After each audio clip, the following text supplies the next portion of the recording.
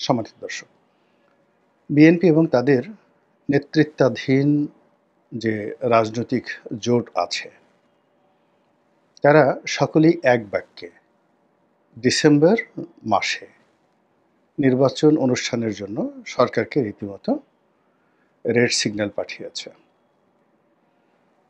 বিএনপির যারা ঘনিষ্ঠজন তারা আরেকটু আগ বাড়িয়ে, মানে বিএনপি করেন না, কিন্তু বিএনপির সাথে যারা সম্পৃক্ত তারা আরেকটু আগ বাড়িয়ে বলার চেষ্টা করেন যে এত দেরি করার কি দরকার, এটা তুই সে করলি আগস্ট, সেপ্টেম্বর, অক্টোবর এই সময়টাতে নির্বাচন দেওয়া সম্ভব।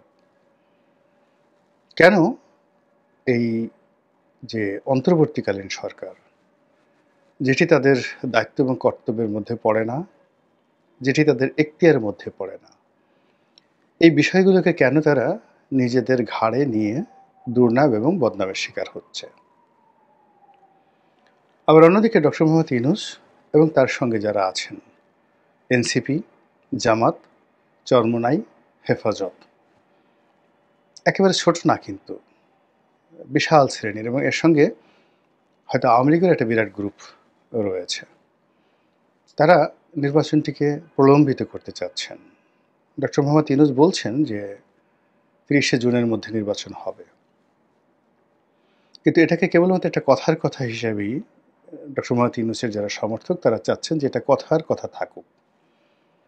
মূলত তারা চাচ্ছেন যে ডক্টর মোহাম্মদ ইউনূস আগামী ৫ বছর বা আর অধিক সময় তিনি শাসন ক্ষমতা পরিচালনা করুন।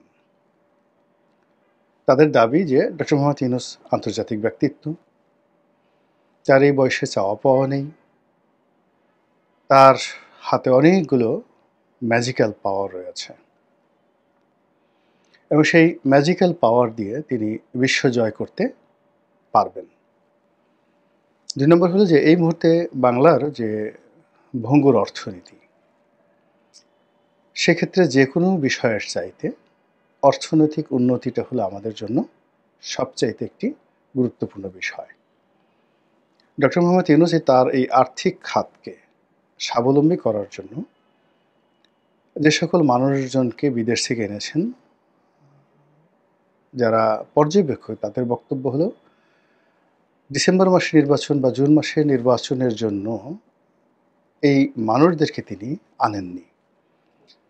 কেউ আমেরিকা থেকে এসেছেন, কেউ ইংল্যান্ড থেকে এসেছেন, কেউ সিঙ্গাপুর থেকে এসেছেন, তাদের ক্যারিয়ার ছিল, চাকরি ছিল। তো তারা সবাই জানেন যে ডিসেম্বরে নির্বাচন হয়ে গেলে কিংবা জুনে নির্বাচন হয়ে গেলে তারা এই বাংলাদেশে আর জীবনে আসতে পারবেন না এই সময়ের মধ্যে।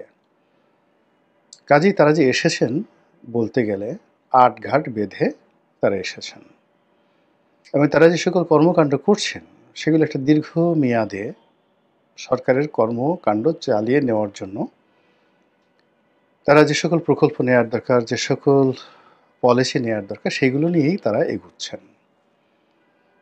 তারা খুব ভালো করে জানেন যে তারা বিদেশি বিনিয়োগ আনতে চাচ্ছেন।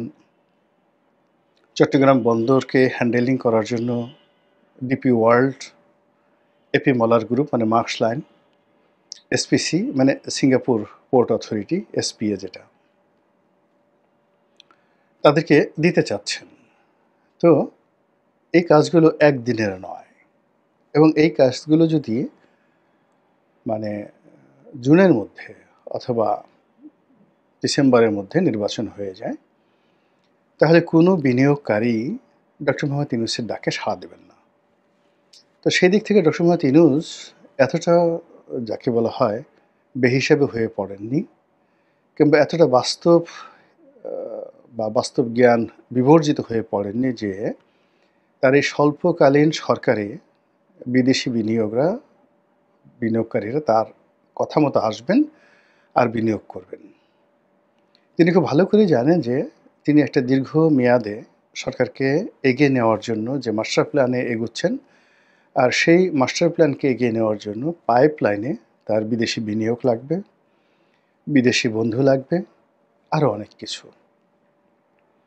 এই জন্য তিনি চীন বলেন, আমেরিকা বলেন, পাকিস্তান বলেন, তাদের সবার সঙ্গে একটা যুগপৎ সম্পর্ক স্থাপন করতে চাচ্ছেন এবং সেই সম্পর্কটি হবে কৌশলগত সম্পর্ক। তিনি যদি খুব অল্প সময়ের জন্য আসতেন, ভারতের সঙ্গে তার কোনো বিরোধিতারও দরকার ছিল না, কোনো বন্ধুত্বেরও দরকার ছিল না। কিন্তু তার কথাবার্তা, তার সরকারের যে আচরণ, স্পষ্টতই মনে হচ্ছে যে বাংলাদেশ এবং ভারত এই দুটো রাষ্ট্র মুখোমুখি দাঁড়িয়ে যত একে অপরের বিরুদ্ধে খিস্তি খেউড় করবে, ততই ডক্টর মোহাম্মদ ইউনূসের সিংহাসন উজ্জ্বল হবে, সুদৃঢ় হবে এবং তার ক্ষমতা দীর্ঘায়িত হবে।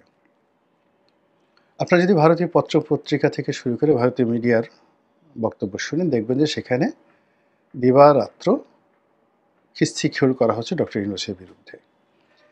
তাকে ঠাট্টা করে সবাই মিয়া ইউনূস হিসাবে অভিহিত করছেন। আপনারা জানেন যে মিয়া ইউনূস বলার অর্থটা কী। এরপরে আরও নেতিবাচক, অসম্মানজনক, আমি খুব দুঃখিত, আমার মানে যে ঠান্ডা এবং যাকে বলা হয় সর্দির কারণে গলায় অনেকটা কফ জমে গেছে, এই জন্য কথা বলতে গিয়ে মাঝে মধ্যে ঢোক চিপতে হয়। যারা দর্শক রয়েছেন তারা ক্ষমাসুন্দর দৃষ্টিতে বিষয়টি দেখবেন। তো যাই হোক, এখন তাকে নানা রকম উপাধি, নানা রকম ব্যঙ্গাত্মক শব্দ দিয়ে ভারতীয় মিডিয়া উপস্থাপন করছে ডক্টর মোহাম্মদ ইউনূস এবং তার সরকারকে। এবং একই সঙ্গে অনেকগুলো আঞ্চলিক, তারপর অনেকগুলো সীমান্ত সংক্রান্ত বিষয়, অনেকগুলো দ্বিপাক্ষিক সমস্যা ভারতের সঙ্গে আমাদের হয়ে গেছে। রাখাইনকে নিয়ে, মায়ানমারকে নিয়ে, শিলিগুড়ি করিডোরকে নিয়ে, পারস্পরিক ব্যবসা বাণিজ্য নিয়ে, আওয়ামী লীগকে নিয়ে। এখন এই যে সমস্যাগুলো ডক্টর মোহাম্মদ ইউনূসের সঙ্গে হয়ে গেল এবং ভারতের মতো একটা শক্তিশালী রাষ্ট্রের সঙ্গে, এটার পরিণতি আমরা সবাই বুঝি। ডক্টর ইউনূস যে বোঝেন না, এটা চিন্তা করাও একটা অপরাধ। তিনি এগুলো জেনে শুনে করেছেন। এর কারণ হলো, তিনি যখন ভারত বিরোধিতাটিকে একটি মার্কেটিং পর্যায়ে নিয়ে যাবেন, তখন এদেশের যে ধর্মপ্রাণ মানুষ রয়েছেন, যাদের মধ্যে ঐতিহ্যগতভাবে, বংশগতভাবে, জেনেটিকভাবে ভারত বিরোধিতা কাজ করছে, এবং তিনি ইতিমধ্যে তাদের মন জয় করে ফেলেছেন, তাদের সমর্থন পেয়ে গেছেন, এবং তার যে ভারত বিরোধী যে রাজনীতি, সেই রাজনীতি তিনি তার মতো করে এগিয়ে গেছেন। তো এই যে এত আয়োজন, এত নিবেদন, এত অনুষ্ঠান, এত শব্দ, সব কিছু শূন্য হয়ে যাবে যদি ডিসেম্বরে নির্বাচন হয় কিংবা জুনে নির্বাচন হয়। তো ডক্টর মোহাম্মদ ইউনূস এই জিনিসগুলো করছেন, এটাকে যদি আপনি কগনিজেন্সে নেন, তার অ্যাক্টিভিটিস, তার কর্মকাণ্ড, আপনি নিশ্চিত ধরতে পারেন যে জুন মাসে নির্বাচন হচ্ছে না। এখন দুটো কথা। একটি হলো, বিএনপি কেন উইদিন ডিসেম্বরের মধ্যে নির্বাচন চাচ্ছে, ইভেন নট জানুয়ারি।